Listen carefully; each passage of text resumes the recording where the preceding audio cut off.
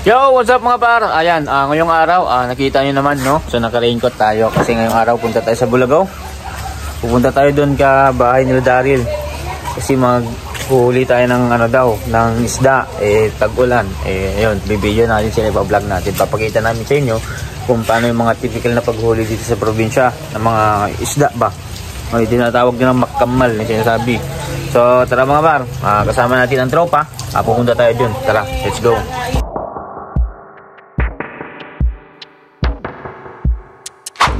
Yo mga par, dito kami ngayon, no, sa tubo ng Bulagaw. Hinihintay namin sila Daryl kasi kinuha nila yung may kukunin sila panghuli. Tumulan kaya hindi tayo nakapag-video. So hintayin lang natin sila and mamaya punta na tayo din. Let's go. Alright, nandito na kami mga par. Ito namin pinarka yung motor. Ayan, kasama natin ngayon si Moy TV. Moy TV, ano masasabi mo naman? So nandito na tayo mga Moy dito sa Tumarwing. So dito na tayo magkakalap mga Moy. Yan, kita mo. Diyan ba tayo, Real, magkalap? Oo, diyan Moy. Hindi daw doon, ayun. Ayun yung kasama. Si Daryl. Okay. Kung wala, diretso tayo sa plaza at mabili tayo ng 150. Alright mga par, dito tayo tatawid. Tawid tayo dito, no? Ayan si Bonbon na. Katapos ko tumawid tayo. Uy! Uy, ang bigat. Ang bigat din ng onad. Alright. Alright, let's go. Ayan yan guys. Dito na kami mga par. Dito kami maghuhuli.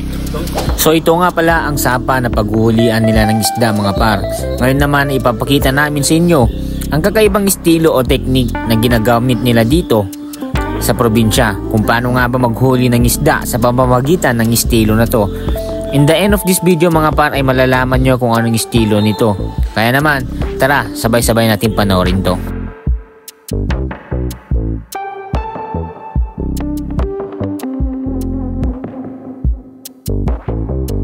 Alright, Bonbon is in the house. Bon, kaway ka dito. Kaway ka, kaway. Dalawang kamay. Yo. Tamang viewers lang, oh. Walang magawa sa buhay, eh. Graduating kasi. Graduating kasi si Mon, graduating. Yan. Kaya talaga, graduate siya, eh, no? So, ayan mga par, ayun na sila dyan. Nandyan na sila. Bali, ginagawa nila. Binubugaw nila yung mga isda na nandun. Tapos papasukin nila dito kung saan tayo tumawid. Ayan, nalagay nila mamaya yung yung anong tawag doon, Mon? Net. Yung net. At yun. Ang ginagawa kasi nilang technique mga par is binubugaw nila muna dito sa kanal na to para kapag nandito na yung mga isda, harangan nila to ng ng net. Alright? Nandiyan sila. Tama nga kayo na narinig mga par. Ang ginagawa nga nila ay binubugaw nilang isda dun sa kanal na kung saan tayo ay tumawid. Kapag nandun yung mga isda mga par ay maglalagay sila ng net para matrap ang mga isda. In the end of this video mga par ay mapapanood nyo kung paano ito ginawa. Kaya ano pang hinihintay natin? Tara, panoorin natin to. Alright, mga par, nandyan na sila. Dario and Apo. Ayan. Binubugaw nila mga isda doon. Yun nila doon. Yan na lang yung sigay. Paano sa malak ko? Apo, Apo. Po. Hi ka. Ayan, so nandito kami ngayon sa kalagitnaan ng kagubatan. Na kung saan makikita natin ang isang unggoy. Gago!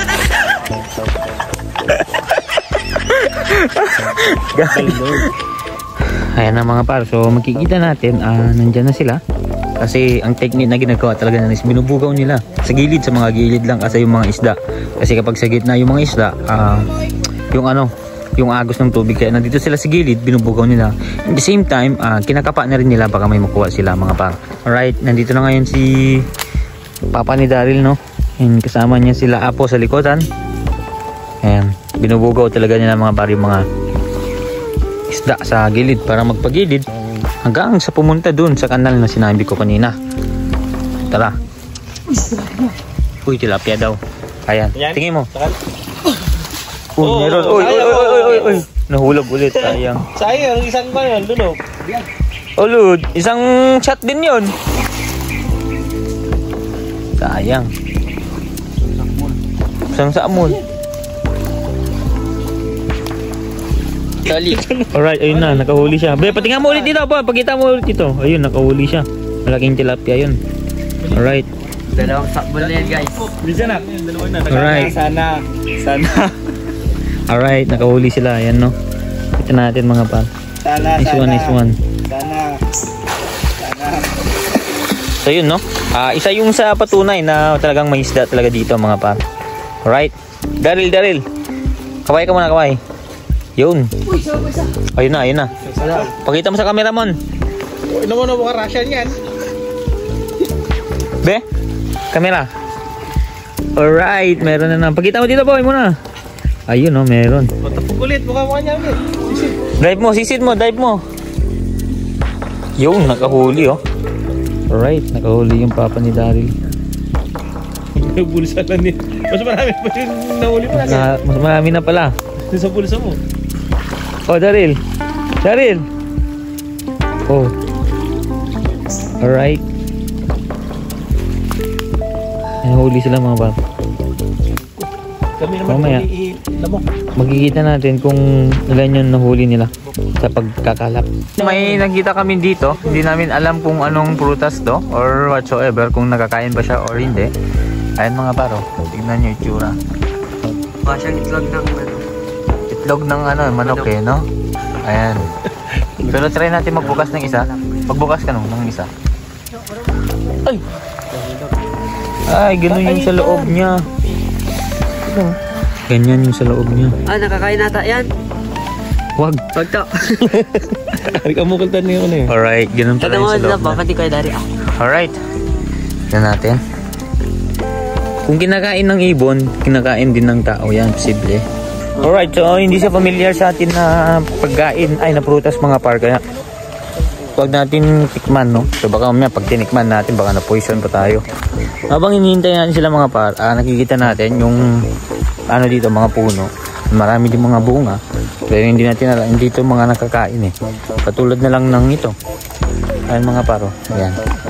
Pero sinabi nila nakakain daw yan, pero hindi ko alam. Hindi ko pa natikman sa buong buhay ko, natatakot din ako.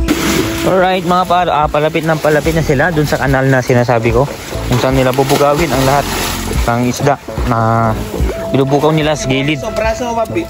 Ayan na mga paro. So tara, tignan natin kung paano nga ba. Ayun yung mga nakuha nila pa. Taas mo boy. Iyon, no? Alright, dito pa. Dito na yung kanal na sinasabi namin. Dito nila bubugawin, tapos maglalagay mo sila ng net dito, no?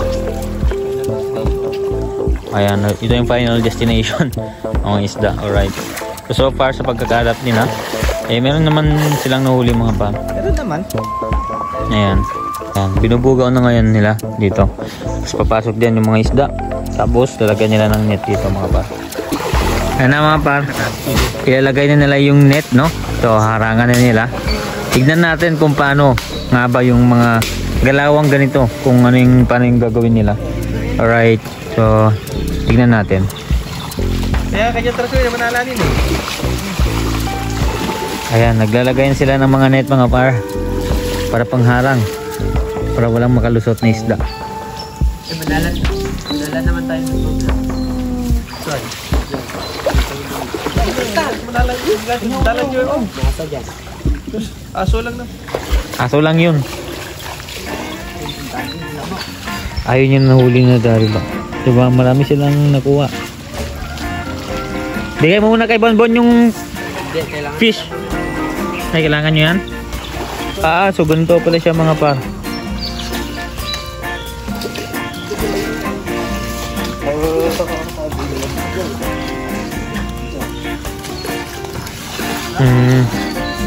Alright, yan natin ng magandang position para makita natin kung paano.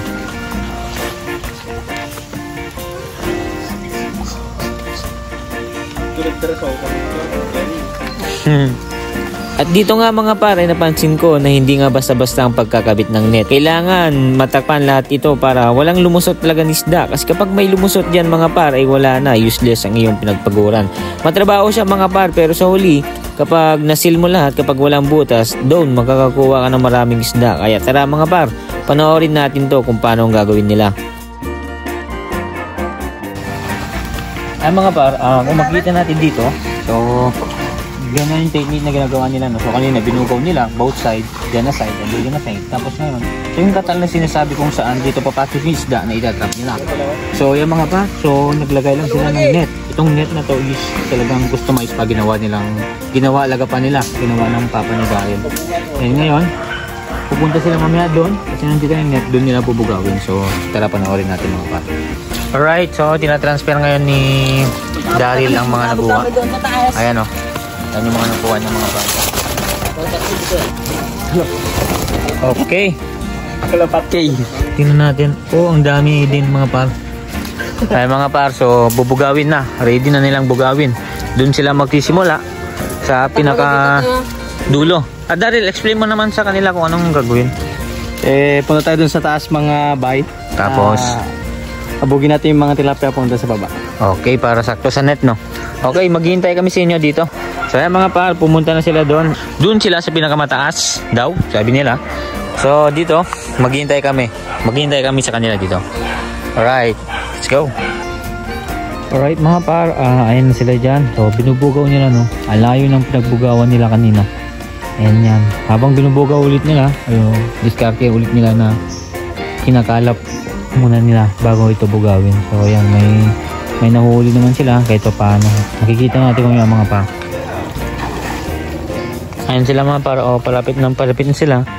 And dun yung net, no? So may mga tumatalon na dun. Ayun, may mga tumatalon ng mga isda dun. At yun nga mga par, no, habang binubugaw nila ay na may mga nakakapa silang mga isda. Kaya naman nakakahuli din sila mga par. Oh.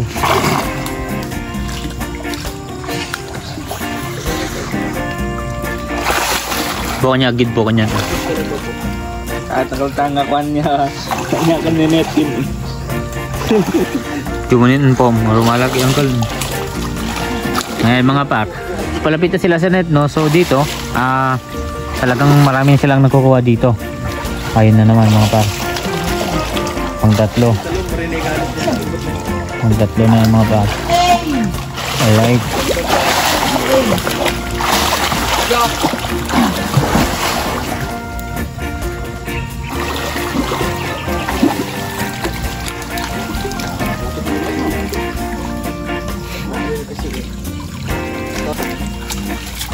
Ayun, madaming lilipon.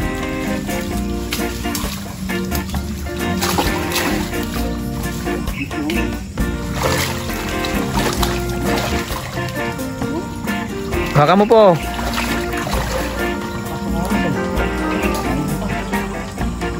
Ayun lang. Ayan.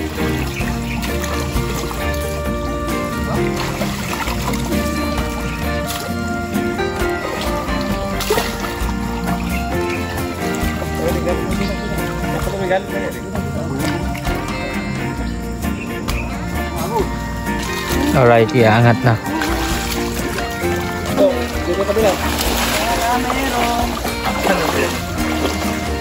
Ayun! The moment of truth. As ka dyan, Bon. Bon! Ayun. Ayun, maliliit, no? So, pakita mo yan din po. Wala yung mga malalaki, ha?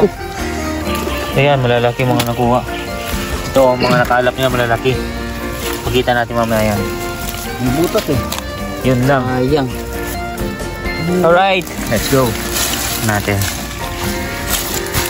Mga maliliit, no? Lipon. Uy, dami din mga paro. Pero maliliit. Pero maliliit. Ayan. 1-0. Bon, tulungan nyo sila, Bon. Yan. Sa gitna. Ayun, ayun, malaki. Dito mo na diretso yan.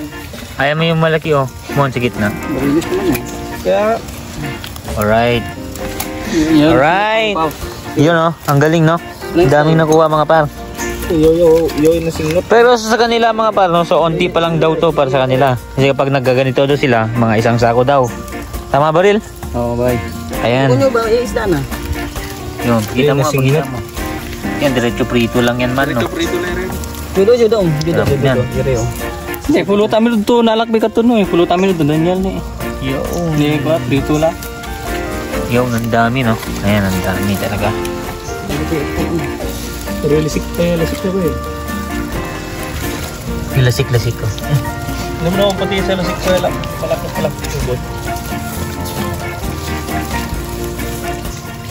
Dami din eh, no? Yan pa yung unang nahuli nila. Alright. Pagkita natin mamaya lahat ng mga nahuli. Yung hipan o. Dami pa, no? Ay! Tapo na.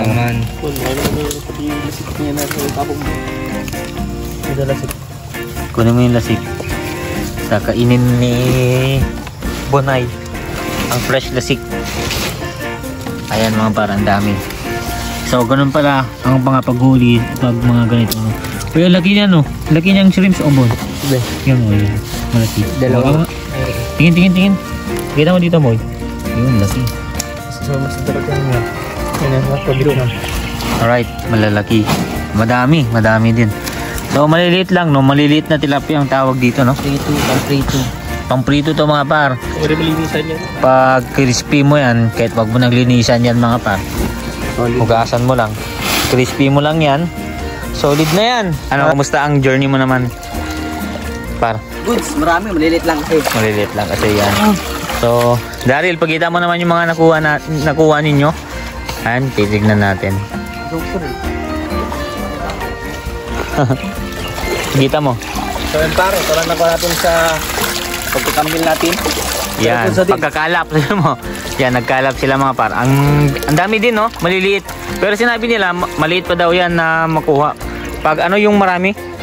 Pag tag-init. Tag-init daw marami. So, babalik siguro tayo dito pag tag-init. So far, marami na to, no? So, right. Ayan, so, ganun pala ang mga technique ng paghuli ng mga isda dito sa lawa. Yan, so, again, kasama natin si Daryl ng Onad Bonbon. Tapos si Apo.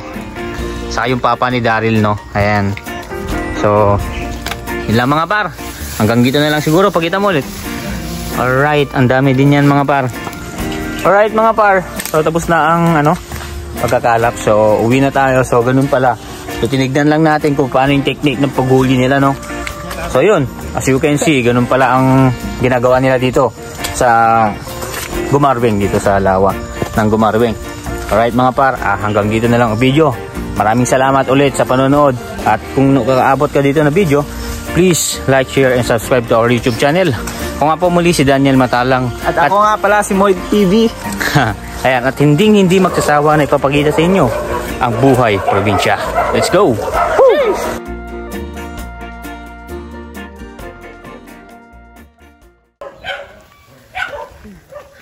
Lagi may aso pa, may aso.